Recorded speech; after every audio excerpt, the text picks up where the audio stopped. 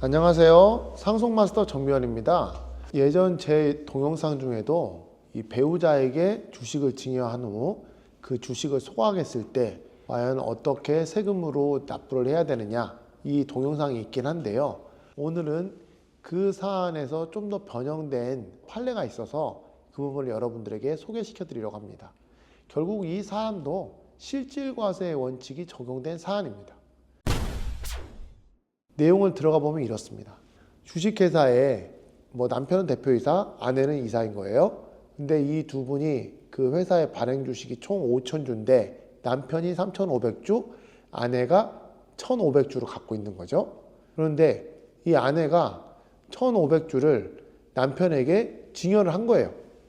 그러고 나서 한 7개월 있다가 남편이 다시 아내에게 증여를 했는데 이때는 얼마를 증여했느냐? 2,560주를 증여한 거죠. 이런 경우에 어떻게 처리를 했냐면, 우리가 배우자 간에 증여 공제가 있습니다. 네. 아세요? 배우자 간의 증여 공제? 6억. 네, 10년간 6억이죠. 네네. 그런데 이 남편이 아내에게 2,560주를 증여했다고 했잖아요. 비당장 주식 보충적 평가에 따라 하면 6억이 좀 안 됐거든요. 그러니까 당연히 아내가 처음으로 그 남편에게 증여했던 1,500주도 6억 미만이겠죠. 그렇죠. 그러면은 생각을 해보세요. 시간 순서대로 아내가 남편에게 1,500주 증여할 때 증여세 냅니까 안 냅니까? 안 내죠. 그렇죠.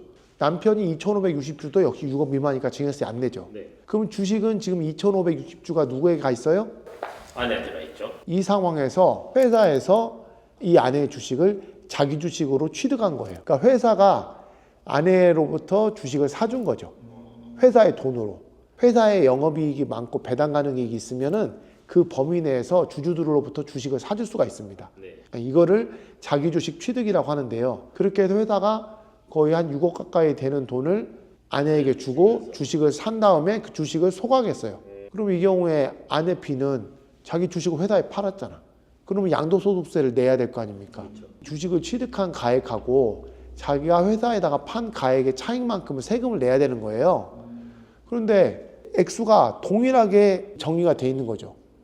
왜냐하면 회사에서 살 때 그 비상장 주식 보충적 평가했다는 그 금액으로 매수를 하게 돼 있으니까 취득가액과 양도가액이 동일한 거죠. 그러니까 차익이 없으니까 아내는 그냥 회사로부터 거의 6억 가까운 돈을 그냥 받은 거예요. 아무 세금 없이. 좀 이런 상황을 보니까 뭔가 좀 이상하지 않아요? 그죠? 맞는 것 같은데 이걸 종합해서 보면은 뭔가 좀 이상한데? 이런 생각이 들죠. 네. 우리들도 이상하게 생각하면 국세청은 어떻게 생각하겠어요? 이것 봐라? 이걸 가만히 뜯어본 거죠. 그래서 국세청은 어떻게 생각했냐? 2,560주에서 원래 B가 갖고 있던 1,500주, 그리고 남편으로부터 증여받았던 1,060주는 따로따로 계산한 거죠. 그러니까 남편이 1,060주를 회사에다 팔고 네. 부인은 자기가 갖고 있던 1,500주를 판 것으로 봐야 된다. 이렇게 결론을 내리고, 그러면 이 경우에는 세금이 발생하게 되는 게 자기가 갖고 있던 주식을 회사에다 파는 거잖아요. 회사 설립 당시에는 매출이나 이런 것도 없고 아무것도 없으니까 액면가로 5,000원, 10,000원 이랬을 텐데 그 뒤에 이제 올랐을 때니까 이 차익만큼 세금을 부과하게 된 거죠. 그러면 여러분들 생각을 해보세요. 국세청이 왜 이렇게 거래를 재구성해서 남편이 자기가 갖고 있던 1,060주 그리고 아내가 자기가 갖고 있던 1,500주를 각각 판 것으로 생각을 했을까? 과연 국세청의 이 논리가 맞는지 아니면 남편과 아내의 논리가 맞는지 한번 생각을 해보시자고요. 어느 게 맞는 것 같아요? 결과적으로 이거는 이제 세금을 피하기 위한 약간 가장된 거래라고 지금 판단되는 거거든요. 바로 그게 핵심입니다. 우리 세법에서는요, 실질과세의 원칙이라는 게 있습니다. 하나 또는 두 개 이상의 거래 행위가 이루어졌을 때 그것이 세금을 회피하거나 탈세하기 위한 목적으로 이루어졌을 경우에는 새롭게 거래 행위를 구성을 해갖고 세금을 매길 수가 있거든요. 이거를 실질과세의 원칙이라고 합니다. 결국은 납세자들이 어떻게든지 세금을 줄여서 여러 가지 세법적인 기술들 동원해서 세금을 줄이는 단계들을 그대로 인정해 줄 것이냐, 형식을 존중해서, 아니면 실질을 중시해서 실질과세를 할 것이냐, 이 싸움입니다. 납세자 측이 유리하게 될 경우에는 그런 형식을 존중하는 거고, 세무서에게 유리할 경우는 그 실질을 좀 더 존중해 주는 거죠. 그러면 이 사안으로 들어가서 생각을 해보면 왜 증여를 했을까요? 뭔가 목적이 있어야 되잖아요.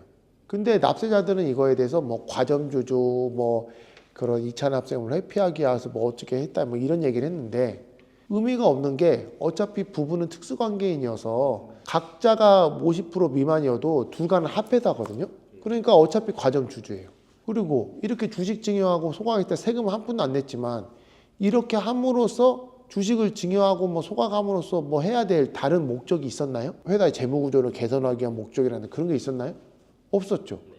외관상으로 보면 오로지 세금을 안 내기 위한 목적밖에 없었거든요. 그리고 여기에 또 하나의 이슈가 있었던 게 이거를 공인회계사가 자문을 했던 모양이에요.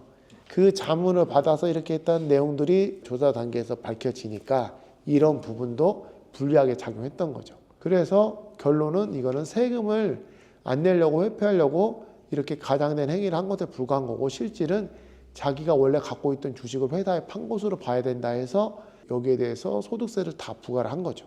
그렇게 결론이 난 겁니다. 그래서 이 사안에서도 정말 중요한 것이요.